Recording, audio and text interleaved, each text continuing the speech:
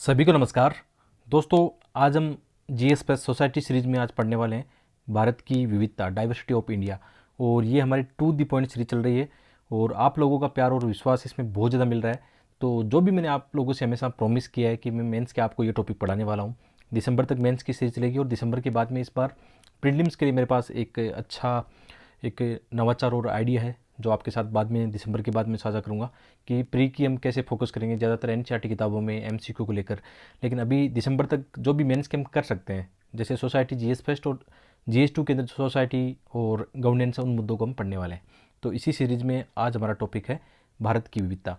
और एक रिक्वेस्ट आपसे हमेशा रहेगी कि वीडियो को आप लाइक ज़रूर करा करो और कमेंट करके भी बता सकते हो कि आपको ये वीडियो कैसे लगते हैं। साथ में अपने दोस्तों के साथ साझा ज़रूर करा करो क्योंकि ये क्वालिटी वीडियो है, बहुत ही शानदार सीरीज़ है। बहुत सारे बच्चे कोचिंग में लाखों रुपए देते हैं जबकि इतना अच्छा कंटेंट उनको नहीं मिल पाता है, जबकि यहाँ टू दी पॉइंट आपको ये लेक्चर मिल जाएंगे।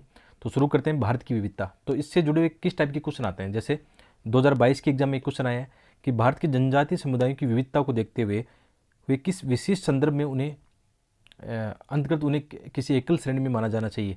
मतलब माना जाना चाहिए या नहीं माना जाना चाहिए, ये आपसे ओपिनियन पूछी गई है। दोनों तरफ देके आप इसमें बता सकते हो।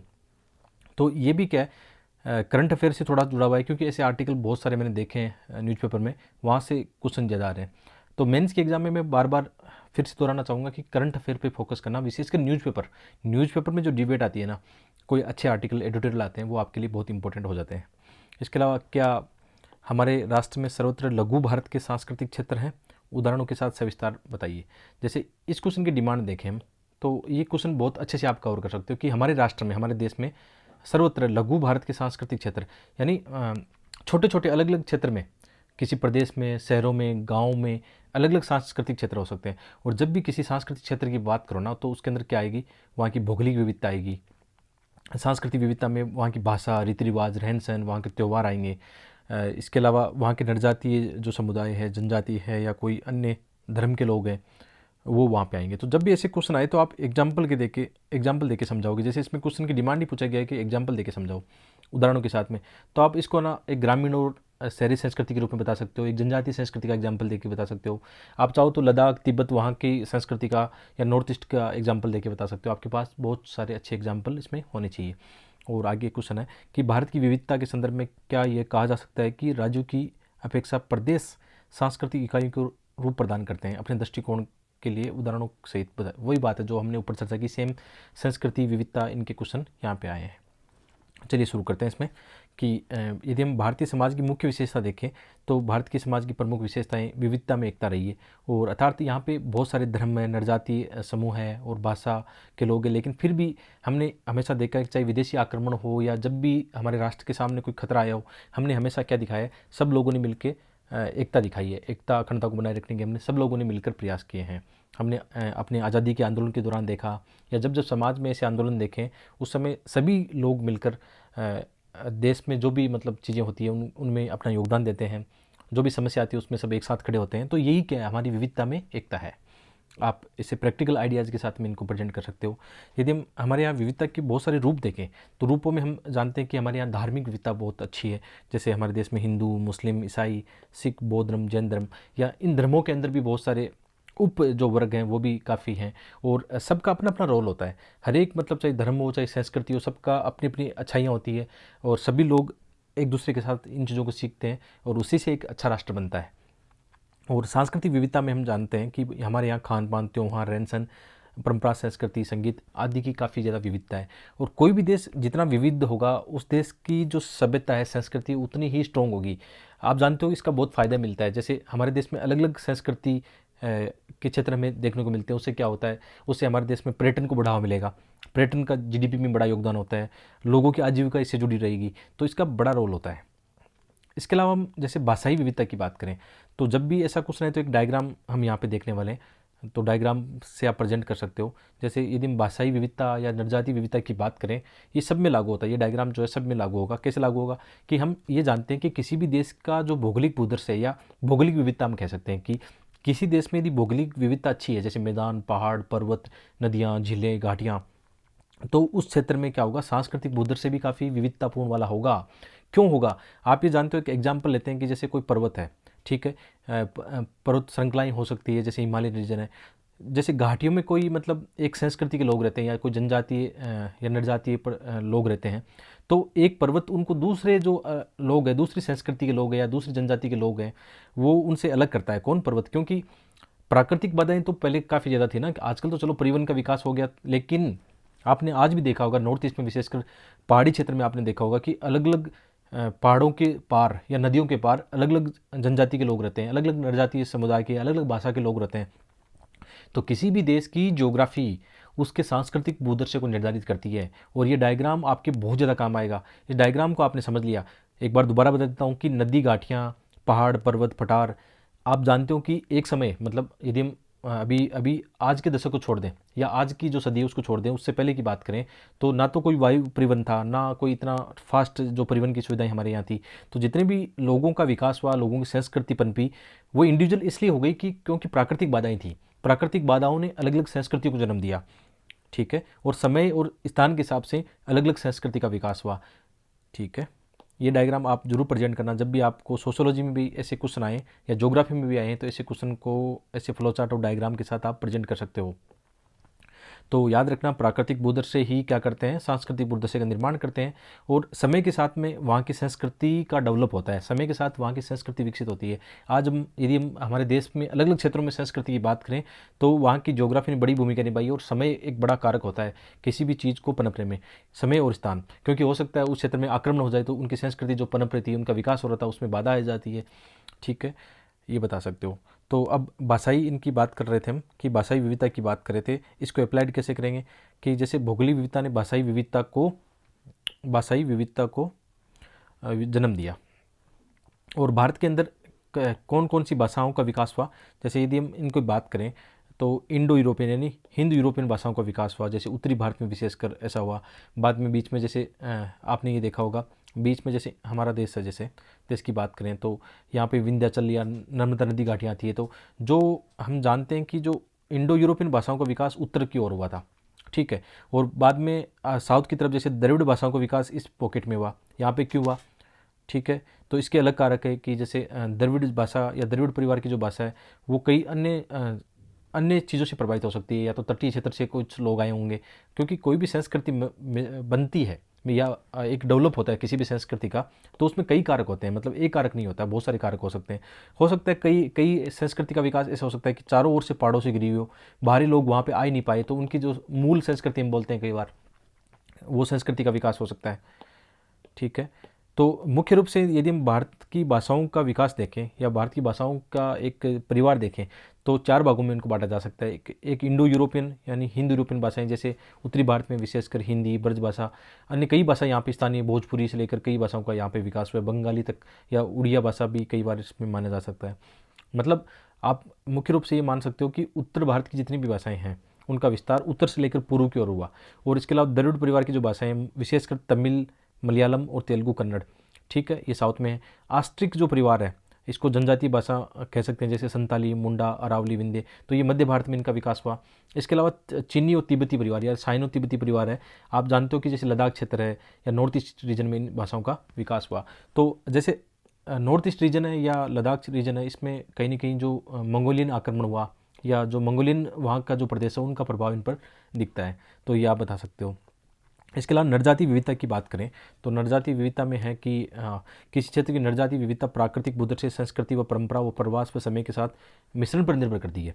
भारत में नरजाति विविधता की बात करें तो मुख्य रूप से इनको 6 वर्गों में रखा जाता है। जैसे एक है निग्रोटो, जो विशेषकर अंडमान निकोबार में पाया जाएगा और दक्षिण भारत में तटीय क्षेत्रों में पाया जाएगा। और इसके जो लक्षण है, आप जानते हो कि अलग अलग जो नरजाति विविधता उनके अलग अलग लक्षण होते हैं। उनके चेहरे का आकार कैसा होगा, बालों का स्टाइल क्या होगी, कलर कैसा होगा उनका, कई सारे उसमें एग्जाम्पल देखने को मिलता है। तो ये विशेषकर ऐसा कहते हैं कि निग्रोटो मलेशिया या अन्य रीजन से आए हुए हैं। और प्रोटो ऑस्ट्रेलियाइड विशेष तौर पर जो जनजाति क्षेत्र है मध्य भारत में, जैसे भील, मुंडा, संताल। मंगोलाइड जो रीजन है पहाड़ी जनजाति भूटान, लद्दाख, तिब्बत क्षेत्र में है। मतलब आप ये देख सकते हो कि भारत में भी तो अलग अलग रीजन में लोगों का जो शारीरिक आकार है या उनकी जो विशेषताएं वो अलग अलग हो सकती है। तो उसमें ये देखने को मिलता है कि इन पर किन जनजातीय समुदाय का प्रभाव है। जैसे इसके अलावा जो पंजाब, हरियाणा, राजस्थान में, महाराष्ट्र में जो भूमध्य सागरीय है, मेडिटेरियन जो है, उनका प्रभाव देखने को मिलता है। पश्चिमी ब्रैकिसिपेल ये तटीय राज्यों में है।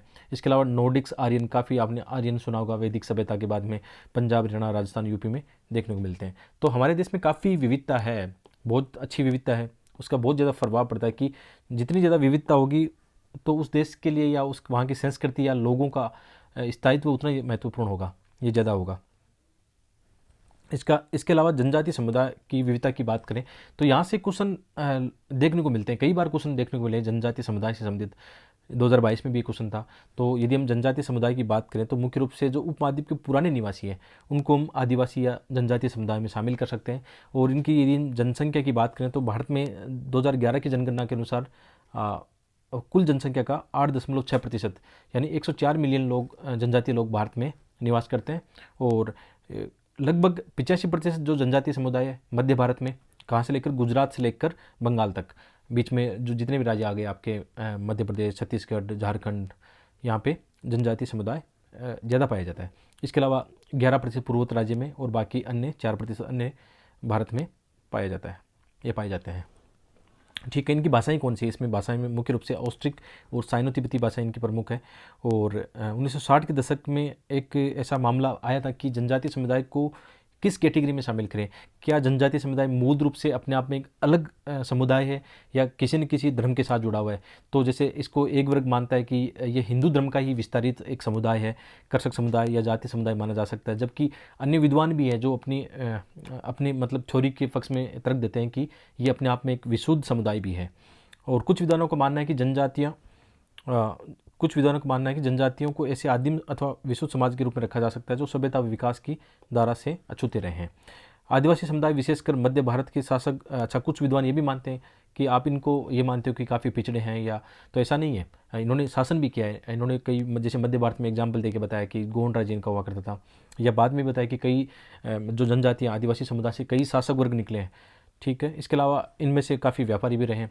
क्योंकि क्वेश्चन आपने देखा ना 2022 में क्वेश्चन कैसे आया कि इनको हम कौन सी कैटेगरी में रखें, विशुद्ध में रखें या मतलब अलग, आपका कोई क्या ओपिनियन हो सकती है।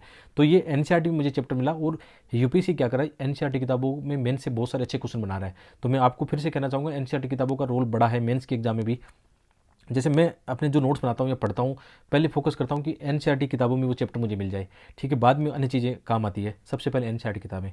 ठीक है, इसके अलावा औपनिवेशिक युग में हमने जैसे हिस्ट्री आप जब पढ़ते हो, एनसीईआरटी किताब पढ़ते हो, उसमें भी ऐसा बताया गया है कि जैसे अंग्रेज़ों की ऐसी पॉलिसी थी कि उन्होंने वनों के ऐसे कानून बना दिए, या मतलब कहीं ना कहीं दूसरे जो बाहरी लोग हैं उन्होंने जनजातीय संस्कृति को नुकसान पहुंचाया, उनकी ज़मीनों पर कब्जा किया, वनों पर कब्जा किया, कहीं ना कहीं उनकी आजीविका के सामने बहुत सारे संकट आ गए, आज भी देखने को मिलते हैं।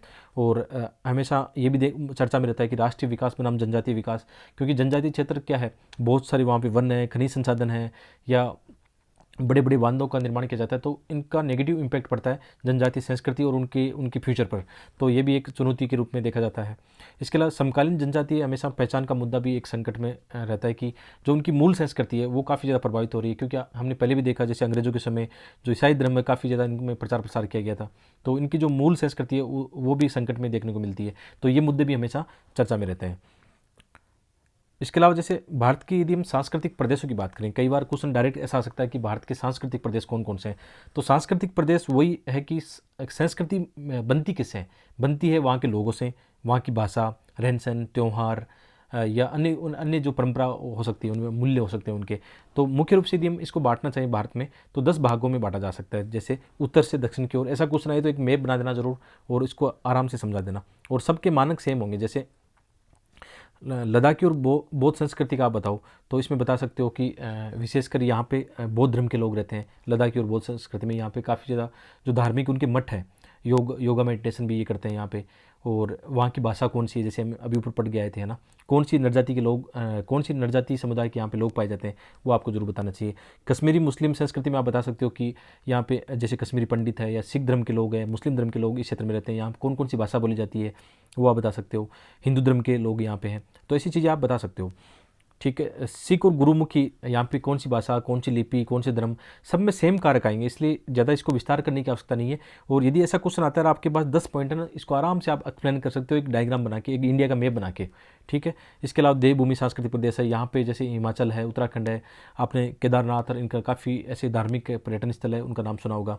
हिंदू और हिंदी, मतलब विशेषकर जो मध्य भारत है, राजस्थान, पंजाब, हरियाणा, यहाँ पे हिंदी भाषा ज़्यादा डोमिनेट है। इसके अलावा जो हिंदी की अन्य जो सहायक भाषाएं या उनकी जो उपबोलियाँ हैं, खड़ी बोली, ब्रज भाषा, वो भी इसमें इंक्लूड की जाती है। और हिंदू संस्कृति, यहाँ के त्यौहार, आप वो सब बता सकते हो इसमें, क्योंकि हमारे देश में काफ़ी विविधता है, अलग अलग क्षेत्रों में अलग अलग धर्म के लोग, अलग अलग संस्कृति के देखने को मिलती है। उत्तर पूर्वी भारत में हम देखते हैं जनजातीय संस्कृति है, मिश्री संस्कृति यहाँ पे पाई जाती है, उनकी अलग अलग भाषाएं हैं, अलग अलग जनजातियों की अलग अलग भाषाएं आप बता सकते हो। बंगाली सांस्कृतिक प्रदेश है, जनजातीय हिंदू सांस्कृतिक प्रदेश है मध्य भारत में, मराठी हिंदू सांस्कृतिक प्रदेश है, इसके अलावा द्रविड़ सांस्कृतिक प्रदेश है। तो ये 10 पॉइंट मैंने यहाँ पे इसलिए इंक्लूड किए ताकि ऐसा कोई क्वेश्चन कभी आ जाए सोसाइटी में विविधता को लेकर, तो आप आराम से इसको प्रेजेंट कर पाओ। और मेरा विश्वास करना इस बात पर कि यदि आपके पास इस टॉपिक के शॉर्ट नोट्स भी होते हैं ना, तो आप बड़े जो क्वेश्चन है उसको आराम से एक्सप्लेन कर सकते हो, क्योंकि डेली आप न्यूज़पेपर पढ़ते हो, आप डेली नए नए आइडिया वहाँ से जुटाते हो, आपके माइंड में ऑलरेडी बहुत सारे पॉइंट होंगे, अच्छे एग्जाम्पल होंगे इनको साथ में लिखने के लिए। इसके अलावा भारत की विविधता में ये देखने को मिलता है कि भारत में विविधता के मध्य एकता बढ़ाने वाले कारक कौन से हैं। यदि हम कारकों का अध्ययन करें तो सबसे पहले हम संविधान की बात कर सकते हैं, कि जो संविधान हम सब लोगों की एक पहचान की बात करता है, क्योंकि संविधान कभी भेदभाव नहीं करता है, संविधान सब लोगों पर समान रूप से लागू होता है। और संविधान में ऐसे प्रोविजन है, आपके मूल अधिकार हैं, ऐसे बहुत सारे प्रोविजन है जो आपकी सभी लोगों को आगे बढ़ाने के लिए एक अच्छा रास्ता देते हैं आपको, या सभी लोगों को एक जैसा प्लेटफॉर्म प्रदान करने के उपाय करते हैं। इसके अलावा धार्मिक सहअस्तित्व, हमारे यहाँ मतलब राज्य के द्वारा कोई ऐसा धर्म नहीं है कि हम केवल एक धर्म को लेकर एक राष्ट्र बनाते हैं, ऐसा बिल्कुल नहीं है। आर्थिक एकीकरण है, क्योंकि केंद्र में या संसद के द्वारा जब भी आर्थिक पॉलिसी बनती है तो पूरे देश में लागू होती है, जैसे इसमें एग्जाम्पल जीएसटी का दे सकते हो। हमारे यहाँ काफ़ी ज़्यादा मेले और त्यौहार है, लोग एक जगह से दूसरी जगह यात्रा करते हैं, वहाँ की संस्कृति को देखते हैं, पर्यटन को बढ़ावा मिलता है, धार्मिक जो प्रथाएं हम सीखते हैं, अच्छे मूल्य वहाँ से ग्रहण करते हैं। इसके अलावा संविधान हमें आज़ादी देता है मूल अधिकारों में, कि हम एक राज्य से दूसरे राज्य में आराम से यात्रा कर सकते हैं। हमारी जलवायु एक जैसी है, मानसून जलवायु जो हम सब लोगों को आपस में जोड़ती है, चाहे कृषि पैटर्न हमारा हो या अन्य जो हमारे त्यौहार है, वो आपस में जलवायु द्वारा भी निर्धारित होते हैं। पर्यटन के लिए भी हमारे यहाँ भौगोलिक और हिस्टोरिकल रूप से काफ़ी ज़्यादा विविधता है, जिससे पर्यटन को बढ़ावा मिलता है, जीडीपी को भी फायदा मिलता है, स्थानीय लोगों को रोजगार मिलता है, ये बता सकते हो। खेल और सिनेमा हमें जोड़ता है, संचार में मीडिया इसमें बड़ी भूमिका निभाता है, तो ये कारक आप बता सकते हो। जब भी ऐसे क्वेश्चन आए तो आपके पास ये 10-15 कीवर्ड हुए ना, तो आराम से आपका क्वेश्चन बहुत अच्छे से कवर हो जाएगा। बस साथ में क्या करना है कि थोड़े कुछ अपने आइडिया, कुछ एग्जाम्पल आप इसमें थोड़ा सा इंटीग्रेटेड जरूर कर देना। और जैसे विविधता में एकता के लिए खतरे की बात करें तो ये टॉपिक आगे हमारे पे आगे भी है, कि हमारी जो संस्कृति है, विविधता में एकता, उसके लिए कौन से खतरे हैं, तो उसमें खतरों को हम आगे पढ़ने वाले हैं। और यहाँ पे जैसे क्षेत्रवाद है, विभाजनकारी राजनीति है, सांप्रदायिकता है, असंतुलित विकास है, जाति निर्जाति भेदभाव है, भौगोलिक अलगाव है, अंतर राज्य जो संघर्ष है, जैसे नदी विवाद भी होते हैं, और बाह्य कारक जैसे आतंकवाद है, संगठित अपराध है, या अन्य मतलब कई बार कोई विदेशी एनजीओ भी यहाँ पे नेगेटिव भूमिका निभाते हैं। तो बहुत सारे ऐसे कारक जो हमारी विविधता में एकता के लिए खतरा पैदा करते हैं। लेकिन समाधान क्या हो सकता है, इनके समाधान भी हमारे पास बहुत सारे पॉइंट है। संवैधानिक व लोकतांत्रिक मूल्यों का विकास होना चाहिए। यदि सुशासन होता है, भ्रष्टाचार कम होगा, सुशासन अच्छा होगा, तो कहीं ना कहीं जो भी हमें जो विभाजनकारी ताकतें वो कमज़ोर होने लग जाएगी। कानून और विधि का शासन अच्छे से इंप्लीमेंट होना चाहिए। परंपरागत व आधुनिक मूल्यों का समायोजन होना चाहिए। सहिष्णुता हमारे देश की एक अच्छी मतलब एक हमारी संस्कृति का अच्छा पार्ट है। और मानव संसाधन विकास होना चाहिए। जनजातीय क्षेत्रों का विकास होना चाहिए। सतत व समावेशी विकास, जिसमें न केवल मतलब वंचित वर्ग बल्कि इन्वायरमेंट को भी हमें साथ में लेकर बढ़ना चाहिए। सभी लोगों की भाषा संस्कृति उसका सम्मान होना चाहिए, संरक्षण होना चाहिए। अल्पसंख्यक कभी भी अपने आप को ऐसा महसूस नहीं करें कि उनके खिलाफ कुछ मतलब नेगेटिव चीज़ें हो सकती है। तो ये हमारी सरकार, हमारा देश का संविधान ये जिम्मेदारी निभाता है कि ऐसी कोई भी मतलब धर्म के लोग या भाषा के लोग अपने आप को मतलब ऐसा महसूस नहीं करें कि ये देश हमारा नहीं है। ठीक है। और आंतरिक व बाह्य सुरक्षा के लिए बहुत सारे अच्छे प्रयत्न होने चाहिए। तो ये चैप्टर था हमारी भारत की विविधता का। आशा करता हूँ कि आपको ये पसंद आएगा। मैंने कोशिश की, वैसे इनका मटेरियल जो रिसर्च किया जा रहा था तो बहुत कम मुझे इधर उधर से मिला। बाकी बहुत सारी चीज़ें ऐसी थी जो अलग अलग किताबों से, एनसीईआरटी किताबों से निकाली गई है। कुछ गूगल का सारा लिया गया, कुछ जैसे विजन के कुछ नोट्स से भी यहाँ पे देखा गया नोट्स, कुछ अच्छे वहाँ से कीवर्ड निकल गए। तो यदि मेरे हिसाब से इसके लिए आपको अलग कोई नोट्स पढ़ने की आवश्यकता नहीं है। जो मेंस की सीरीज अभी चल रही है ना, जैसे हमने GS3, GS4, अभी GS5 चल रहा है, इसमें आप कहीं भी इधर उधर हाथ पैर मारोगे तो आपको कुछ नहीं मिलने वाला है। आखिर यही PDF आपको पढ़नी पड़ेगी, क्योंकि हिंदी माध्यम में तो मेरे हिसाब से कोई इतना अच्छा अभी करवा नहीं रहा है। ठीक है। बहुत बहुत धन्यवाद। PDF आपको टेलीग्राम से मिल जाएगी। Thank you.